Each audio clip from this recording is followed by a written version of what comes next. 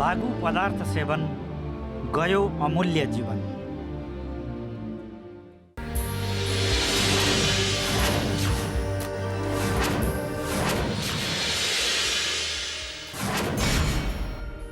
Yes to life, no to drugs.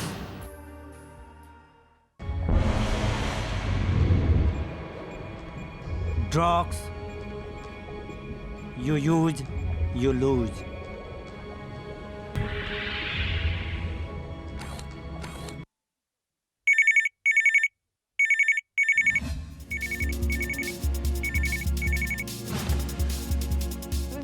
Every Saturday after 5 p.m. news only on NTV Kohalpur.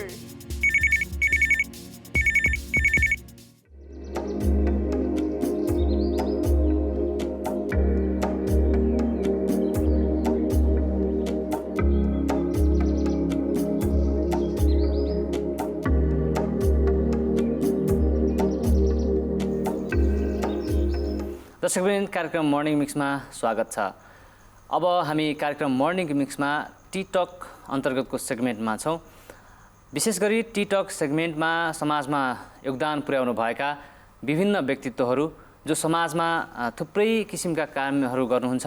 व्यक्तिगत जीवन उहाँको कस्तो हुन्छ, विगत उहाँको कस्तो थियो, बाल्यकाल कसरी बित्यो र यो क्षेत्रसम्म या समाजमा एउटा समाजसेवी रहिरहँदा या समाजमा एउटा प्रगति गरिरहँदाका अवस्थाहरू कसरी सुरुवात भए भन्ने विषयमा विशेषतः हामी केन्द्रित रहने गर्छौँ। आज पनि नयाँ अतिथिका साथमा फेरि उपस्थित भइसकेका छौँ। हामी आज नेपालगञ्ज क्षेत्रसँग विशेष गरी बाँके क्षेत्रसँग रहेर आफ्नो जीवनमा ठुलो काम गरिरहनुभएका सँगसँगै समाजसेवा र उद्योग व्यवसायसँग सम्बन्धित रहेर कुराकानी गर्छौँ। आजका हाम्रो अतिथि विशेषतः समाजसेवामा एकदमै अग्रसर हुनुहुन्छ, सँगसँगै उद्योगी व्यवसाय पनि हुनुहुन्छ। म कार्यक्रममा मर्निङ मिक्समा आजका हाम्रो अतिथि विजय कुमार गुप्ताज्यूलाई स्वागत गर्दछु। स्वागत छ यहाँलाई कार्यक्रममा। धन्यवाद। आराम हुनुहुन्छ? एकदम ठिक छ। अहिले हालसालै भर्खरै भनौँ न, आजभोलि के गर्दै हुनुहुन्छ, केसमा व्यस्त हुनुहुन्छ?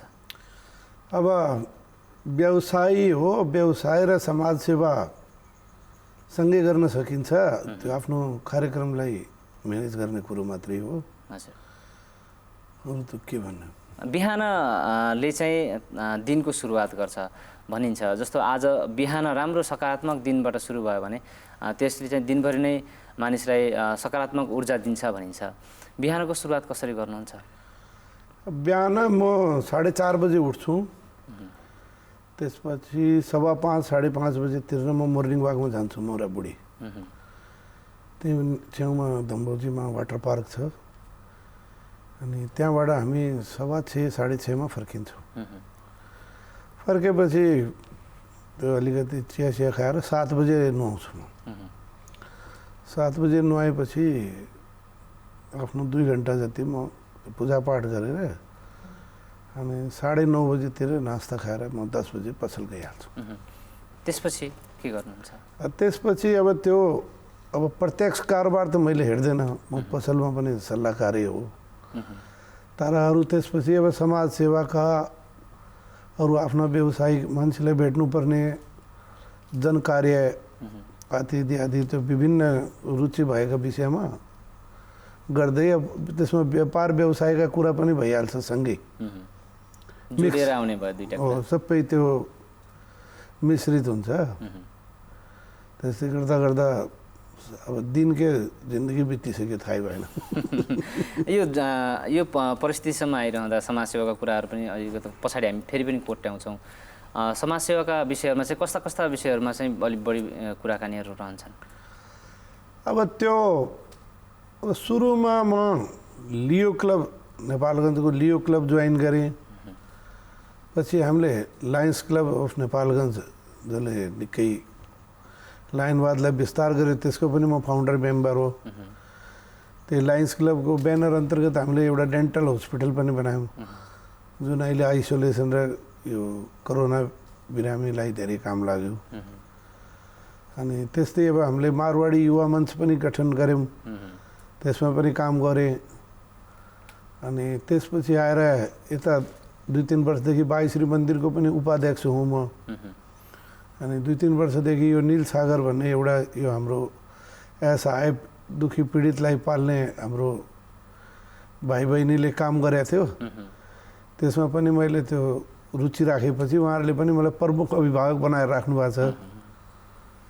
त्यस्तै अब जस्तै यो समाजसेवाका कुराहरू हामी पछाडि पनि जोड्छौँ। एकचोटि तपाईँको जीवनको अगाडि फर्क्यौँ भनेको बाल्यकालमा फर्क्यौँ न। मोरङमा रङ्गेलीमा जन्मिएर लगभग झन्डै 50 वर्ष होइन यहाँ नेपालगञ्ज आसपास नेपालगञ्जमा बसोबास गर्दै हुनुहुन्छ।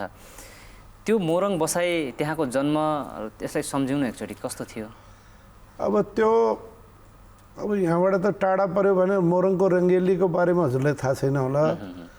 त्यो रङ्गेली आजभन्दा 100 वर्ष पहिले पनि मारवाडी बहुल गाविस हो। त्यहाँ हामीहरूको धेरै नातपात पछि यो राजमार्गहरू अन्तै खुलेपछि त्यो एउटा विस्थापित भएको सहर हो। त्यहाँका मान्छे विराटनगर, वीरगञ्ज, पश्चिम काठमाडौँ सब सरिसके। त्यो मध्ये हामी पनि एकजना हो। त्यो त्यहाँ कामको तलासमा 50 वर्ष पहिले हाम्रो दाई बुवाहरू नेपालगञ्ज आएका, उतार चढाउको हिसाबले। त म धेरै सानो थिएँ, अलिकति यहाँ पढेँ होला। पछि मैले हिन्दी रुपेडियामा पढेँ, पछि कलेज चाहिँ मैले कलकत्ताबाट।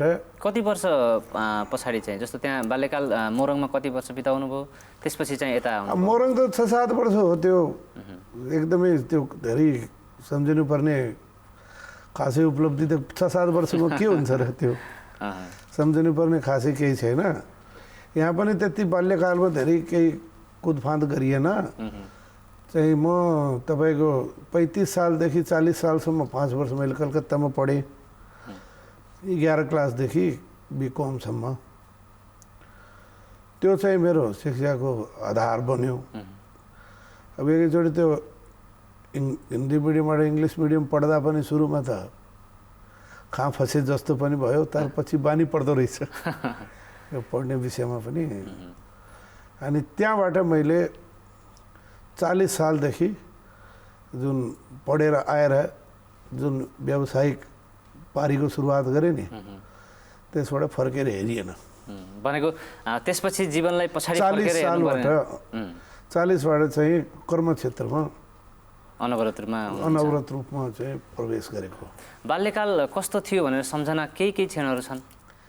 बाल्यकालमा कुनै स्वभाव कस्तो थियो तपाईँको? स्वभाव त्यो कस्तो खालको मान्छे अब हुनुहुन्थ्यो? नर्मल, अब जे झगडा गरिएन, कोही झगडै गरेछ भने आफू चाहिँ मिलाउने थिएँ। यसो कोही धेरै उपलब्धि र कुनै रोल मोडल त्यो अब धन पैसा पनि थिएन, त्यो धेरै केही छैन, साधारण मान्छे थियो। त्यसमा पनि अब यो जाति सिस्टम, यो बोर्डिङ स्कुल, सरकारी स्कुल कल्चर पनि थिएन त्यति बेला। त्यो बेलाको शिक्षामा यो खुबी थियो कि त्यहाँ धनीका र गरिबका छोरा एकै ठाउँमा पढ्थे, एकैसँगै खेल्थे। अहिलेको जस्तो विभेद छैन। कोही महिना 50,000 तिरेर पढ्ने, कोहीसँग 5 रुपियाँ पनि नहुने। त्यो फरक चाहिँ त्यहाँ समाजमा समरसता बढी थियो अहिलेको परिप्रेक्ष्यमा कुरा गर्दाखेरि। जस्तो बाल्यकालमा मोरङमा बिताइसकेपछि यता नेपालगञ्ज बसाइरह्यो, पढ्नका लागि कलकत्तासम्म पुग्नुभयो। कसरी त्यहाँसम्म जाने अवस्था आइपुग्यो?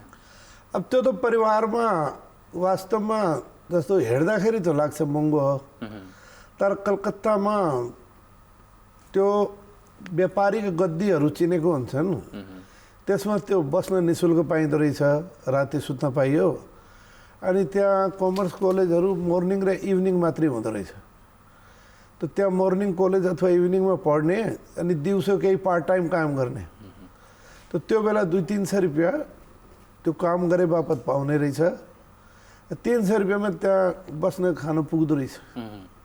अलि नपुग भएको घरबाट मगाउने, नै त 200-300 रुपियाँ भारूले मजाले पुग्ने। अहिले त एक दिन पनि चल्दैन जस्तो लाग्ने।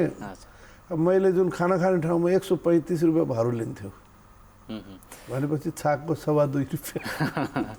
भनेको त्यसरी दिनहरू बिताइरहँदाखेरि पढ्दै र जुन तपाईँले भने जस्तो काम गर्दै गर्दाखेरिको असर या पढाइमा कस्तो हुनुहुन्थ्यो? कतिको ट्यालेन्ट हुनुहुन्थ्यो? नै दुईवटा पढाइमा हेर्नुहोस् नर्मल हो, कहिले फेल पनि भएन। अहिलेको सुन्दा त हामी त नलायक थिए जस्तो लाग्छ, तर झन्डै 45% नम्बर आउँथ्यो मेरो त्यो बेला। मतलब जस्ट सेकेन्ड डिभिजन भन्छ त्यसलाई। 46 पनि हुन्थेन कहिले, फेल पनि भइएन। तर त्यो बेला धेरै खराब पनि होइन। अहिले हेर्दा त 90-85 कति % आउँछ। फेरि त्यतिखेर जिम्मेवारी पनि थियो नि तपाईँसँग, भनेको काम पनि र पढाइ पनि, त्यसले गर्दा पनि त्यो बेला त्यो यस्तो नम्बर धेरै ल्याउने मान्छे थिएन। अब नेपालगञ्जको परिप्रेक्ष्यमा कुरा गर्नुहुन्छ भने एसएलसीमा निल हुन्थ्यो सबै। कोही एकजना नेपालगञ्जको कट्यो भने त्यो चर्चाको विषय भन्थ्यो एसएलसी कटेको, पर्सेन्ट त छोडिदिनुहोस्, पर्सेन्टका त कुरै छोडिदिउँ। त्यो हिसाबले बस काम चलाउ पढेको हो। त्यो कुनै अनुभवले विज्ञ भइयो। अरू चाहिँ बिकम भनेको त्यो हाम्रो हिसाबले त्यो काफी थियो त्यो बेलाको व्यापार व्यवसाय बुझ्नको लागि। हजुर, बिकम पढ्दै गर्दाखेरि किशोर अवस्था पनि उतै बिताउनु भयो? अब किशोर के भन्नुहुन्छ, 20 वर्षसम्म त सिरियस भएर पढ्नै पर्यो। अब पढ्दाखेरि अलिअलि कहीँ अब स्विमिङ पनि गरिन्थ्यो, अब त्यो कहिलेकाहीँ त्यो जिम पनि गइयो। त्यो ठुलो त्यति केही होइन, त्यो नर्मल मान्छे नि हो। युवा अवस्थामा आइरहँदाखेरि भनौँ न त्यति बेला कस्ता कस्ता क्रियाकलापहरू भए, साथी सङ्गतिहरूको सर्कल कस्तो थियो र ती साथीहरू आज कहाँ छन्, आफू कहाँ छु, कसरी तुलना गर्नुहुन्छ? अब धेरै जस्ता त हराइसके। किन आएर यहाँ 10-20 वर्ष यस्तो व्यापार स्यापारमा भिजेपछि त्यो सँगै पढेका मान्छेहरू खोजिन्न। तर जो नेपालगञ्जका जो साथीभाइ छ तिनीहरू अब जो यताउता हराए तिनको त थाहा भएन, अरू त छन् आफ्नो आफ्नो विधामा तिनीहरू गरेको, र हामीहरू सँगै बस्दाखेरि सम्झनाका साथीहरू छन्। युवा अवस्था किशोर अवस्थामा हुँदै गर्दाखेरि त्यस्तो कुनै घटना छन् जीवनलाई फर्केर हेर्दाखेरि सम्झनालायक घटनाहरू या तिता मिठा क्षणहरू? अब त्यो के भन्ने, अब त्यो कुनै क्षण यस्तो होस् जस्तो अब 8-9 वर्षको उमेरमा जब सुरुमा साइकल चढियो त त्यो पनि हेलिकप्टर उडाए जस्तै फिलिङ भयो। अब पछि 15-16 वर्षको उमेरमा जब बाइक चलाउन पाएँ त्यो प्लेन उडाए जस्तै अनुभूति भयो। अनि यस्तै यस्तै हो। अब त्यो बेलाका उपलब्धि आजभोलिका साधारण कुरा हो। भनेको त्यतिखेर त तपाईँको त्यो जीवनमा त महत्त्वपूर्ण राख्थ्यो नि त त्यसले फेरि? जीवनमा किन यहीँ भने त्यो बेला मान्छेसँग साइकलै हुन्थेन। मोटरसाइकल पनि ठुलो कुरा हो। नेपालगञ्जमा केही 12-15 मोटरसाइकल होला। त्यस्तै कुराहरू छन्। के अरे किशोर अवस्था र युवा अवस्थापछि जस्तो तपाईँको शिक्षाको कुरा गरौँ, बिकम पढिरहँदाखेरि त्यसपछि त्यसलाई चाहिँ जस्तो अरू कुराहरूमा पनि युज गर्नुभयो कि या सिधै आएर व्यापारमै जोडिनु भयो? नै अब हेर्नुहोस्, अब इच्छा थियो पुलिसको इन्सपेक्टर फाइट गर्ने भनेर। तर यहाँ चाहिँ अब घर परिवारमा हामीहरूको त्यो पुलिस आर्मीमा जागिरी खाने यो मारवाडी परिवारमा चलन नभएकोले कोहीले मलाई प्रमोट गरिदिएन। जबकि मेरो हाइट बडी फिटनेसले त सबै चिज भेटाउँथ्यो। अनि पछि यसो मान्छेहरू भेट्दा त त्यो बेलाको भइदिए त म अहिलेसम्म रिटायर पनि भइसक्थेँ। 40-40 भर्ना भए त। तर त्यो प्रमोट गर्ने मान्छे नभएर हो, नै त मेरो इच्छा त थियो पुलिसमा जाने, आर्मी त। आज एउटा समाजको प्रतिष्ठित व्यक्ति भइरहँदा र तपाईँको जुन एउटा सपना थियो जिन्दगीमा एउटा सुरक्षा निकायतिर जोडिने, के जस्तो लाग्छ भन्न खोजेको? ठिकै भएछ यता आएर त्यता नगएर, या हुन्छ नि एकचोटि जान पाएको भइदियो भन्ने अझै पनि त्यो खल्छ कहिलेकाहीँ? खल्दैन त्यो हामी आफ्नो आफ्नो एउटा, अब हामीहरूको मूलत भ्याएसम्म त व्यापारै गर्ने हो। अब व्यापार नभएपछि त जागिरी खानु नि पर्यो। कृषि भनेको हामीहरूकोमा पेसा होइन। खेतै भए पनि कोहीले हालो जोतेको त मैले सुनेको छैन। अरूलाई अधियामा दिनै चलनै हो। त्यो कारणले हामीहरू व्यवसायी नै हो। अब कोही ठुलो छ, कोही सानो छ, कोही घाटा लाग्छ, घाटा खाए नोकरी गर्छ, फेरि कमाएर फेरि व्यापार गर्छ। यो त उतार चढाव जिन्दगीका। किनभने व्यापारमा रिस्क छ त अगाडि बढ्ने सम्भावना बढी हुन्छ, नोकरीमा रिस्क कम छ अगाडि बढ्ने सम्भावना पनि कम हुन्छ। व्यापार व्यवसायमा लागिरहँदाखेरि त्यस्तो कुनै क्षण छ यो आफूलाई चाहिँ म यो व्यापार व्यवसायमा एकदम सुरुमा त गाह्रो हुन्छ नि होइन, अब जस्तो कठिनाइको अवस्था कसरी सङ्घर्ष गर्नुभयो भन्ने कुरा केही छ त्यस्तो? त्यस्तो केही छैन। अब पारिवारिक पृष्ठभूमिमा एउटा घर पनि हामीहरूको एउटा तालिम केन्द्र जस्तै हुन्छ। परिवारका जुन परम्परागत कुराहरू, यो गर्नु हुँदैन, यसमा घाटा लाग्छ, यसमा पैसा फस्छ, यसमा अनि त्यस्तो गर्दै जाँदा कहिलेकाहीँ उल्टो व्यापार पनि गरियो, घाटा खाइयो। अब त्यो कोही सम्झाएर मान्ने कुरो होइन। व्यापारमा 10-20 लाख घाटा खाएपछि बुद्धि ठिक भइहाल्छ। अरू कुनै यो गर्ने त्यो गर्ने त्यो नगर्ने भन्ने होइन। एउटा व्यवसायमा एउटाले कमाएको हुन्छ, एउटाले गुमाएको पनि हुन्छ। परिवारमा को हुनुहुन्छ? अब परिवारमा अब दाजुभाइहरू त हामी छुट्टै भिन्दै भइसक्यो। मेरो श्रीमती अनि 2 जना छोरी जुनको बिहा भइसक्यो, एउटा छोरो। छोराहरू पनि व्यवसायमै हुनुहुन्छ कि कस्तो छ? छोरो एउटा छ मेरो, काठमाडौँमा आर्किटेक्ट छ। त्यो परिवारको साथ कसरी पाउनु भएको छ समाजमा अघि बढ्न रहँदाखेरि? किनभने परिवारको साथ बिना मानिसलाई अगाडि बढ्न गाह्रो हुन्छ। कसरी साथ पाउनु भएको छ? नै परिवारको त हेर्नु साथ मिलेकै छ। अब परिवारको कुनै त्यो बेला साधारण परिवारको, श्रीमती पनि साधारण परिवारको, अब त्यसको त्यो लम्बा चौडा महत्त्वाकांक्षा पनि केही हुन्न।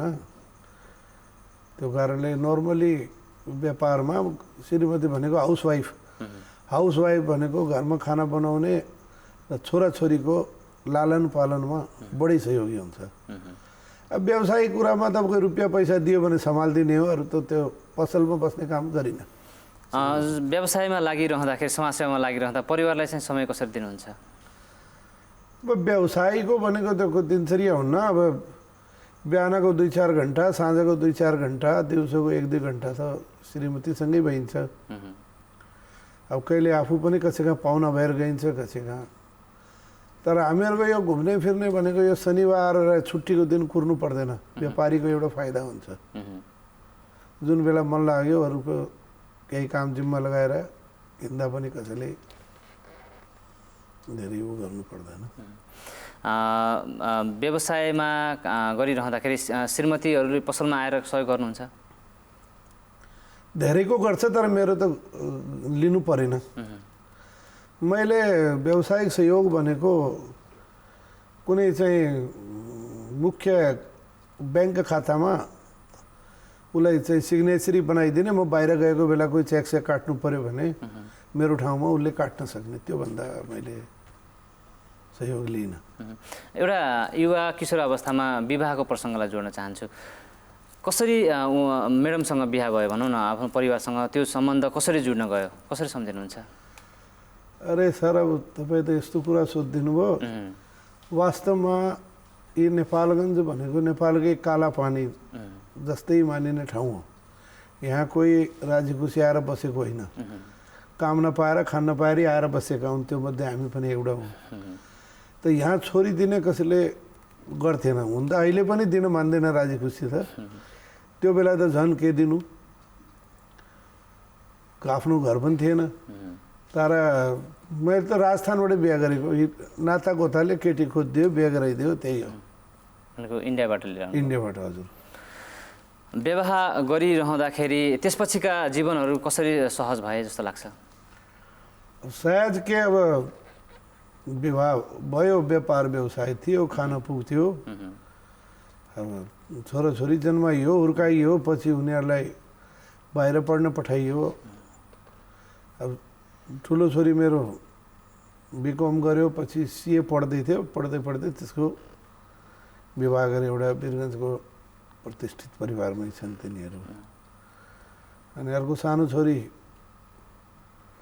कलेज गरेर MBA गर्यो, पछि प्रसङ्गवश उता इन्डियामा विवाह गरियो गुजरातमा। अर्को छोरोले आर्किटेक्ट गर्यो अनि आर्किटेक्टमा अब त्यो यहाँ धेरै कमाइ नहुने ठाउँ देखेर काठमाडौँमा गर्दैछ। त्यहाँ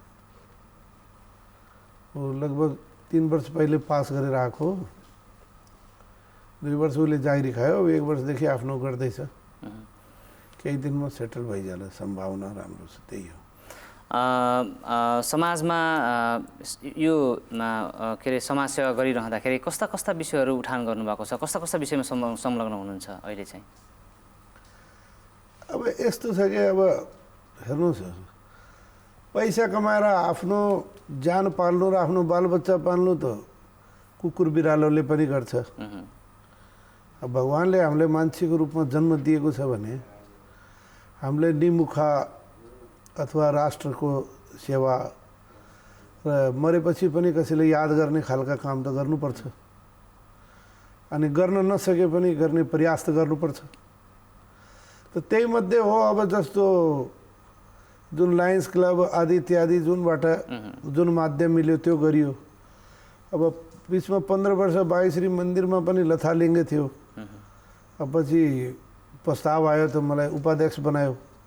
मेयर साहब नेपालगञ्जको अध्यक्ष हुनुहुन्छ। त हामी एउटा टिम मिलेर त्यो बागेश्वरी मन्दिरको पनि धेरै अलिअलि परिवर्तन गर्न सकेका छौँ। त्यो धन सम्पत्ति हराएको पनि खोजी तलासी अलिकति। अब राज्यको नीति पनि छ धार्मिक पर्यटनको विकास। त त्यो अन्तर्गत पनि हामीले पनि आफ्नो तर्फबाट बागेश्वरी मन्दिर यहाँ धेरै पुरानो सिद्धपीठ हो, त्यसलाई कसरी गर्ने अथवा साथीभाइ राज्यबाट जुन एउटा जिम्मेवारी पाइन्छ त्यसलाई इमान्दारीपूर्वक निर्वहन गर्ने प्रयास गर्ने मध्येकै हो। त्यस्तै त्यो नीलसागर पनि अब कोही भाइ बहिनीले निमुखालाई पाल्दैन, यहाँ मान्छेले आफ्नो बुवा आमालाई पाल्दैन। उनीहरूले बाटोमा भुतारिएका दुःख पाएकालाई पाल्दिने, बालबच्चालाई पाल्दिने उ गरे। अनि मेरो पनि मन गल्यो त म त्यहाँ यसो अलिकति प्रत्यक्ष सहभागी भएँ। भएपछि अब फुल टाइम नभए पनि उनीहरूको पिरमर्कामा केही सहयोग गर्ने, केही सहयोग जुटाइदिने, केही सरसल्लाह दिने, त्यस्तै किसिमको गऱ्यो त उनीहरूले मलाई प्रमुख अभिभावक बनाएर राखेको छ। त्यसमा 100 जना जति महिला पुरुष बच्चाहरूलाई उनीहरूले उ गरेको छ। अब त्यसमा अब मैले यो गरेँ त्यो गरेँ भन्ने केही छैन। नीलसागरमा जोडिरहँदाखेरि त्यहाँ जुन तपाईँले भन्नुभयो नि 100 जना जति अभिभावकहरू या बालबालिकाहरू दुःख पाएर जो सडकमा हुनुहुन्छ उहाँहरू आउनुभएको छ। अरू कस्ता कस्ता समस्याहरू भएको मान्छेहरू त्यहाँ हुनुहुन्छ? अब त्यहाँ हेर्नुहोस्, अब रोगी घाउ भएका अनि जस्तो हाम्रो अस्पतालका के भन्छन् त्यो मेडिकल सुपरिन्टेन्डेन्टले भने जस्तै कि फोहोर जस्तै अस्पतालमा फालेर गएका मान्छेलाई पनि तपाईँहरूले स्याहारेर जिउँदो गराउनु भयो। कोही बाटोमा फालेका मान्छेलाई पनि अब कहिलेकाहीँ अब राज्यबाट पनि त्यति सहयोग पाइँदैन। हेर्नुहोस्, अब मान्छेले कसैले बाघलाई कुकुरलाई स्याहार्दा पनि धेरै पुण्य पाइन्छ, तर मान्छेलाई स्याहार्न त्यति धेरै सहयोग पाइँदो रहेछ। सबभन्दा काम नलाग्ने चिज त मान्छे जस्तो भएको छ। रुख पनि जोगाउँ के जोगाउँ भन्छ, मान्छे जोगाउनुतिर मान्छे कमै छन्।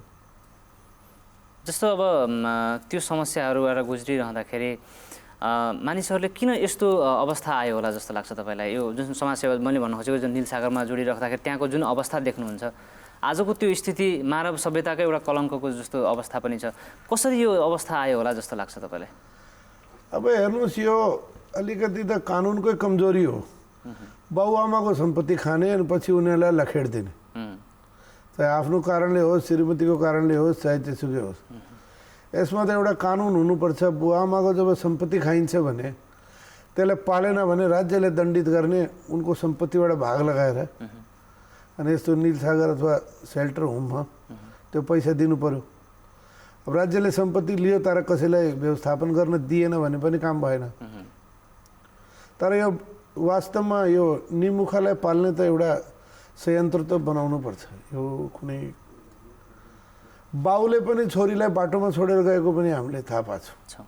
यस्तो बाबुलाई जस्तो उसको श्रीमती बित्यो होला, सानो बाबु छ, त्यसलाई उसलाई लगेर काम गर्न जान सक्दैन अनि छोडेर हिँड्ने, नीलसागर पुऱ्याएर हिँड्ने, आफू नदेखिने गरी। त्यो कारणले यो मान्छेमा अब मानवताको मूल्य हराएर गइरहेछ जस्तो पनि लाग्छ। कहिलेकाहीँ सोच्नुहुन्छ यस्तो अवस्था आइरहँदा भोलि आउने पिँढीले कस्तो अवस्था भोग्ला जस्तो लाग्छ तपाईँलाई? अब हेर्नुहोस्, अब त्यो विकृतिको साथसाथमा जनचेतना पनि बढ्दो छ। अब जनचेतनाले अब राज्यमा पहिले जस्तो पैसाको त्यति अभाव धेरै छैन, अलिकति सोच विकसित भयो भने त्यसका चिन्तन गर्ने पनि मान्छेहरू बढ्छ। अब पहिले मान्छे आफूलाई बाँच्ने सङ्घर्षमा हुन्थ्यो, अब बिस्तारै चाहिँ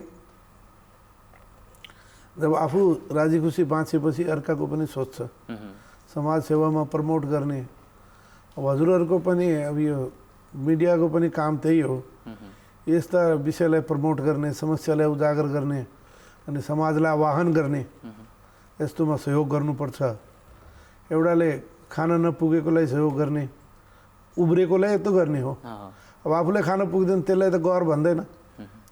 तर हामी त्यो 3 किसिमको आश गर्छौँ, तन मन धन। तन भन्नाले पैसा छैन भने जिउले केही काम श्रम गरिदेऊ त्यहाँ निःशुल्क। मन भन्नाले आफ्नो जे सक्छ त्यो जुगाड गराएर व्यवस्थापन गरिदेऊ। धन भनेको पैसा छ भने पैसाले सहयोग गरिदेऊ। त्यो 3टा मध्ये एउटा चिज त जोसँग पनि हुन्छ, त्यही हो। अब त्यस्तै गर्दै जाने त हो नि। अघि यो बागेश्वरी मन्दिरको कुरा पनि आइरहेको थियो, त्यहाँको काम गरिरहँदाखेरि अहिले बागेश्वरी मन्दिरमा कस्ता कस्ता सुधार भएको पाउनु भएको छ? अब बागेश्वरी मन्दिरमा हेर्नुहोस्, एउटा त्यो सरसफाइमा पनि हामीले मान्छे नियुक्त गरेको, हिसाबलाई पनि पारदर्शी गरेको, अनि केही त्यो बाटो विस्तारका क्रममा त्यो पुराना पसलहरू जो थियो तिनको भाडै उठे थिएन लाखौँ रुपियाँ, त्यो पनि उठाइयो। अब तोडेर नयाँ पनि बनाएर त्यहाँ बसेकालाई दियो। अनि त्यो पार्कमा पनि सुधार गरेर एउटा सभा हल, किचन, अनि त्यो बाटोघाटोमा पनि यो टाइल्सहरू लगाएर अनि पार्क, अनि त्यो अव्यवस्थित रूपमा मन्दिरको अगाडि बसेकाहरूलाई पनि सटर बनाएर त्यहाँ भाडा तिर्ने गरी एउटा सिस्टमेटिक सुधार गरियो। तपाईँ पहिले जानुभएको छ भने अब त्यो परिवर्तन हजुरले हेर्ने हो। हामीले त कोसिसमा छु, अझ पनि यो साल पनि प्रदेशले 50 लाख दिन्छु भनेछ, त्यसले पनि अरू सुधारका कामहरू गर्ने। पुरातत्व विभागले पनि पैसा दिन्छु भनेछ। त त्यो आएको पैसालाई सदुपयोग गर्ने, उठेको पैसालाई सदुपयोग गर्ने, अनि अब धार्मिक त्यो महन्तहरूलाई पनि सिस्टममा राख्ने, सम्पत्ति हिनामिना हुन नदिने, हिनामिना भएको छानबिन गर्ने, ठाउँमा ल्याउने, यही प्रयास हो नि। त्यो मध्ये म उपाध्यक्षको नाताले आफ्नो भूमिकामा छौँ हामीहरू। अहिले बागेश्वरी मन्दिर व्यवस्थापन गुठीको उपाध्यक्ष पनि हुनुहुन्छ। समाजमा यस्ता विभिन्न क्रियाकलापहरू गर्दै आउनुभएको छ, आत्मसन्तुष्टिको कुरा पनि रहन्छन्। प्रेरणा कसरी मिल्यो तपाईँलाई यो समाजसेवामा आउनका लागि चाहिँ? प्रेरणाको स्रोत केही होइन। अब मान्छे आफूलाई त मैले भने नि जोरी पनि बाँच्छ। अब भगवान्ले खाना लाउन पुग्ने पैसा दिएछ भने, जस्तो मेरो एकजना अभिभावक अथवा एउटा शुभचिन्तकले भन्थ्यो कि तिमीलाई यदि आफूलाई मात्रै बाँच्ने हो भने 4 घन्टा काम गरे पुग्छ। आफूलाई र समाज दुईटामा केही गर्नु छ भने 8 घन्टा काम गर्नु पर्यो। 4 घन्टा व्यापार गर्ने, 4 घन्टा चाहिँ समाजलाई दिने। अनि राज्य संस्थामा पनि दखल चाहियो भने 12 घन्टा काम गर्नुपर्छ।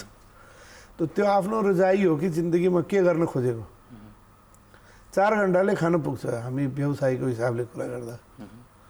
त हामी त त्यो 12 घन्टेवाला हो। 12 घन्टा हामी काम गर्छौँ, चाहे त्यो समाजको होस्, चाहे जनताको पिरमर्का होस्। अब त्यो गरेपछि त त्यसको रिजल्ट मिल्छ। दुनियाँले पनि कतिको समस्यामै गइदियो, कोही सीमा नाकामै गइदियो। अब कोही इन्डियाबाट पैसा चोरेर यहाँ आएको मान्छेलाई इन्डियन मान्छे खोज्न आयो, त्यसलाई उपलब्ध गराइदिने। हाम्रो नेपालीसित इन्डियामा केही पर्यो, इन्डियामा भनसुन गरेर केही गराउनु पर्ने हुन्छ त्यो पनि हामीले सहजीकरण गरिदिने दौडधुप गरिदिने अब यस्तै यस्तै अब दिनचर्या चलेको छ। समाजसेवा गरिरहँदाखेरि सन्तुष्टिको आधारहरू जुन तपाईँले भन्नुभयो नि त्यो जुन उहाँहरूलाई सहयोग गर्दाखेरि उहाँहरूबाट कस्ता प्रतिक्रियाहरू पाउनुहुन्छ? जो दुःख परेका मान्छेहरू छन् तपाईँले सहयोग गरिरहँदाखेरि कस्तो प्रतिक्रिया पाउनुहुन्छ? तिनको प्रतिक्रिया के हुनु, अब तिनको त बिचराको त जीवनयापन चलेको छ। अब त्यो प्रतिक्रिया धेरै दिने उनीहरूमा त्यो उसमा सेन्स हुँदैन। अब बच्चै छ सानो, त्यसलाई अहिले के प्रतिक्रिया दिन्छ? ठुलो भएर उसले दिने हो मैले कुन ठाउँमा कुन अवस्थाबाट हुर्केँ आज म यो बने।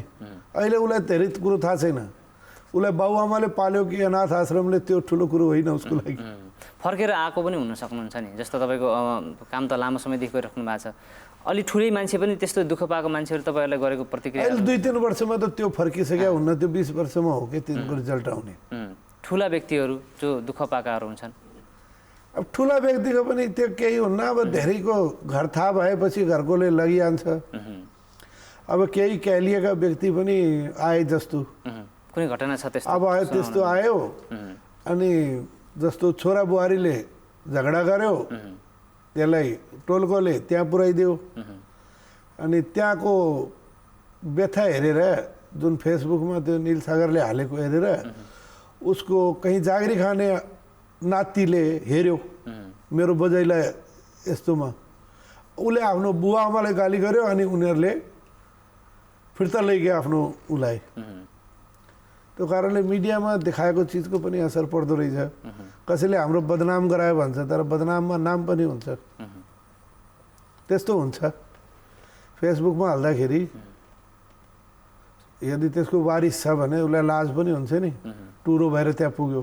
हराएको छ भने त्यो भेटाउने पनि माध्यम हो, अनि जानी जानी निकालेको छ भने बेइज्जत भएर पनि यस्तै हो कुरा। अनि त्यो सँगसँगै अब तपाईँको समाजसेवाको कुराहरू जोडिरहँदाखेरि राजनीतिमा पनि थोरै इन्भल्भ हुनुहुन्छ, कसरी व्यवस्थापन गर्नुहुन्छ समय चाहिँ? नै राजनीतिको कुरो यस्तो छ कि मैले कुनै यो राजनीति भनेको यो समाज सेवाकै पार्ट हो। यदि मान्छे इमान्दारीले गर्ने हो भने, यदि राज्य सञ्चालनमा पनि तपाईँको हिस्सेदारी भयो भने, ओनेस्ट हुनुहुन्छ भने त समाज सेवाको लागि उत्तम स्थल हो भनेकै राजनीति हो। आजभोलि बहुसङ्ख्यकले कमाउने बाटो बनाए एउटा देशको दुर्भाग्य के विश्वमै नमुना कमै छन्। विश्वमा विदेशमा त मैले सुनेको प्रधानमन्त्री साइकल चढेर हिँड्ने, तर नेपालमा त हाम्रो नसछ पनि साइकल चढ्न छोडिसक्यो होला मलाई जस्तो लाग्छ। तर अब मैले अब तपाईँले भन्नु होला कि यो राजनीतिसँग किन जोडिनु भयो भनेको, हेर्नुहोस् नेतालाई सबले श्राप छ, तर असल मान्छे नेता बन्दैन भने खराबले शासन गर्ने त हो नि। प्रजातन्त्र भन्दा उत्तम चिज त केही हुन्न, जनताले जनताकै लागि भोट हाल्ने। डिक्टेटरसिप भन्दा त कति उत्तम चिज हो। अब राम्रो मान्छे नेतागिरीमा नआएपछि खराबले शासन गर्ने हो। त्यही नीति अन्तर्गत मैले चुनाव पनि उठ्याउँ, हारे जिते पनि म त्यसबाट सन्तुष्ट हुँ। समाज सेवा गर्न पाएको छु, छोराछोरीलाई हुर्काएको छु। अब केही दिनमा अब मेरो आफ्नो विचार के छ भने, नेपालको पनि अब हाम्रो भुक्तान सन्तुलन ठिक छैन। हेर्नुहोस् अब मान्छे विदेशिनु परेको छ, बालबच्चा टुरो छोडेर, अनि हामीसँग निकासी गर्ने केही पनि छैन, सब पेठारी गर्ने खाने। त्यसमा मैले जडीबुटीको खेती, व्यावसायिक खेती गराउने, आफूले नाफा नखाए पनि किसानले नाफा हुने र देशको केही इन्कम वृद्धिको लागि, त्यसको लागि मैले 2 लाख जिल्ला रोचेको छु। एउटा संस्था खडा गरेर त्यहाँ हामीले व्यावसायिक जडीबुटीको खेती गराउने योजनामा छौँ। एक किसिमले पतञ्जली जस्तै त्यसको औषधि पनि बनाउने। नेपालगञ्जमा जडीबुटीको व्यवसाय पनि राम्रो छ, 6 नम्बर प्रदेशमा पनि त्यो एउटा योजना छ। अब हेरौँ, अब रिटायरमेन्ट भन्नाले अब म 2-3 वर्षमा व्यवसाय त छोडिदिन्छु, त्यसपछि बाँचिन्जेलसम्म त्यही गर्ने विचार छ। कतिको भगवान्को इच्छा भयो भने त्यो गर्ने। अब छोरीहरूको बिहा भयो, तिनको चिन्ता भएन, छोरा पनि कमाउने भइसक्यो। अब आफूले पनि अब सधैँभरि यो कोल्लुको ब्याल भएर किन बस्ने, केही समाजको लागि अगाडि सरेपछि त अरू मान्छेले पनि त्यसलाई गरिहाल्छ। अब पैसा हुनेले रिस्क लिने हो, त्यो किसानले त रिस्क लिँदैन। 10-20 लाख हाल्यो डुब्यो भने त ऊ त बिचराको श्री सम्पत्ति हुन्छ। अब मेरो त्यो कर्मयोद्धावाला विषयमा प्रवेश गरेर, किनभने दैलेख भनेको एउटा त्यो मध्य पहाडी जिल्लामा अब देशको अब तराईमा त हेर्नुहोस् व्यापार व्यवसाय खेती सबै छ।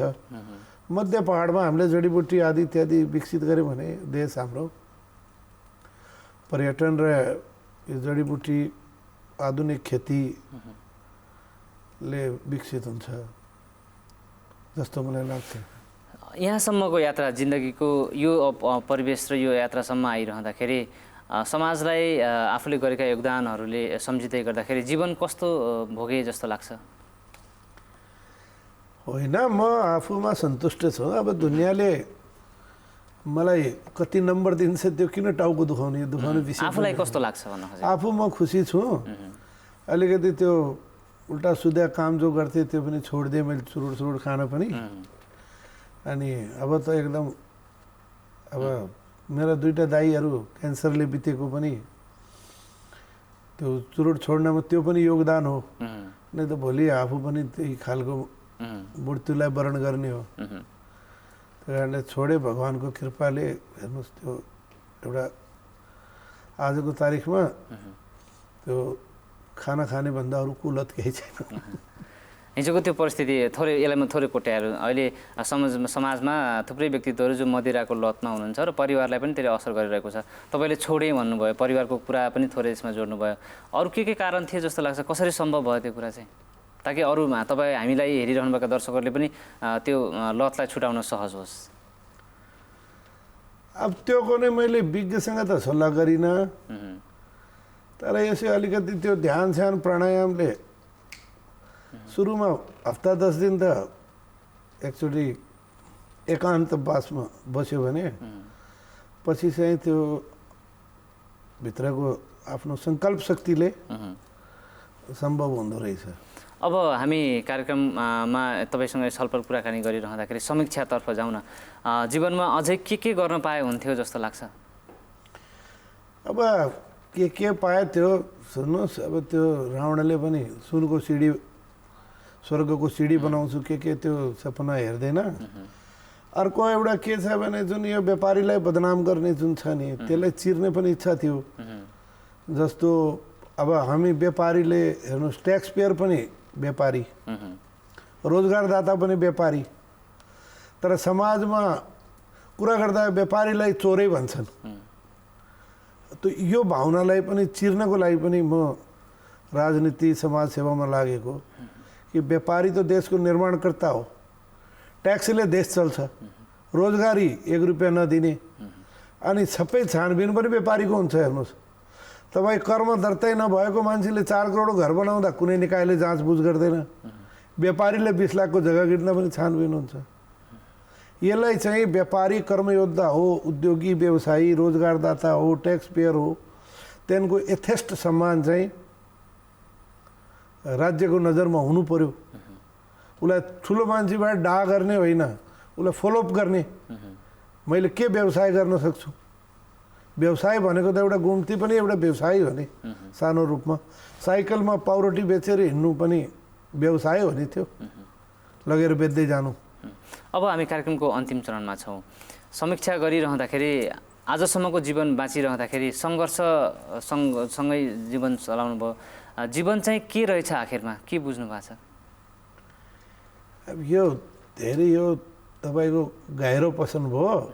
जीवन के रहेछ त भने आफ्नो केही पनि छैन। बाबुआमाले जन्म दियो अनि पढ्ने जति मौका पायो त पढिहालियो। जुन व्यवसाय मिल्यो गर्यो, कुनै घाटा भयो नाफा भयो गर्दै जाँदा भगवान्को कृपाले आज धन सम्पत्ति पनि छ, छोराछोरी सुखी छन्। अब केही समाजको लागि पनि बाँचौँ। अब आज अहिले मेरो उमेर 57 वर्ष भयो। अब कति समय मिल्छ त्यो गर्ने प्रयास गर्ने हो। व्यवसाय त म छोडिदिन्छु 2-3 वर्षमा, यो त पक्का हो। हुन्छ, हामीलाई समय दिनुभयो, कार्यक्रममा आइदिनु भयो, धेरै धेरै धन्यवाद छ तपाईँलाई। ल धन्यवाद, हजुरहरूलाई पनि सबैलाई धन्यवाद। मलाई बोलाएकोमा। दर्शकवृन्द, आज हामीले विशेष गरी बाँके जिल्ला र नेपालगञ्जमा रहेर औद्योगिक व्यवसाय गरिरहनुभएका र समाजसेवी विजय कुमार गुप्ताज्यूसँग कुराकानी गऱ्यौँ। उहाँको विगत कस्तो थियो, बाल्यकाल कस्तो थियो, युवा अवस्थादेखि लिएर आजसम्मको चरणमा आइरहँदा उहाँले कस्ता कस्ता सङ्घर्षका समय बिताउनु भयो भन्ने विषयमा हामीले आजको कुराकानी गऱ्यौँ।